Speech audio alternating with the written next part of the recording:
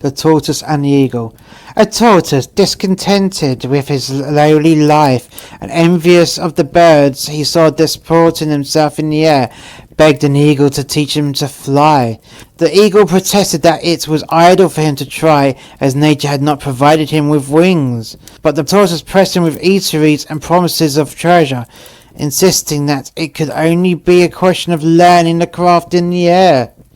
So at length the eagle consented to do the best he could for him, and picked him up with his talons, soaring with him to a great height in the sky. Then he let him go, and the wretched tortoise fell headlong and was dashed into pieces on a rock.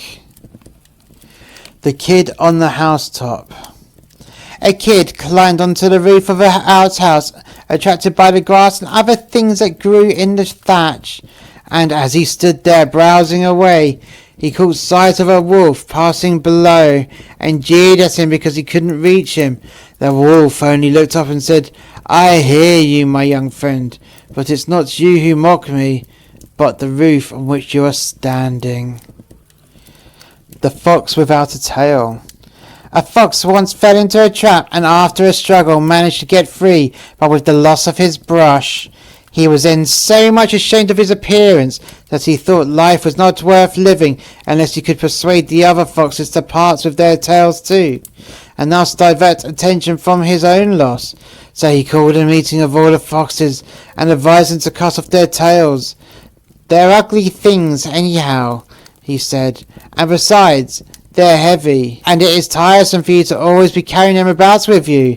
But one of the other foxes said, "My friend, if you hadn't lost your own tail, you wouldn't be so keen on getting us to cut ours off." The Vain Jackdaw. Jupiter announced that he intended to appoint a king over the birds, and named a day on which they were to appear before his throne, when he would select the most beautiful of them all to be their ruler. Wishing to look their best on the occasion, they repaired to the banks of the stream, where they bruised themselves in washing and preening their feathers. The jackdaw was there along with the rest, and realized that with his ugly plumage he would have no chance of being chosen as he was. So he waited till they were all gone, and picked up the most gaudy of the feathers that they had dropped, and fastened them around his own body, with the result that he looked greyer than any of them when the appointed day came.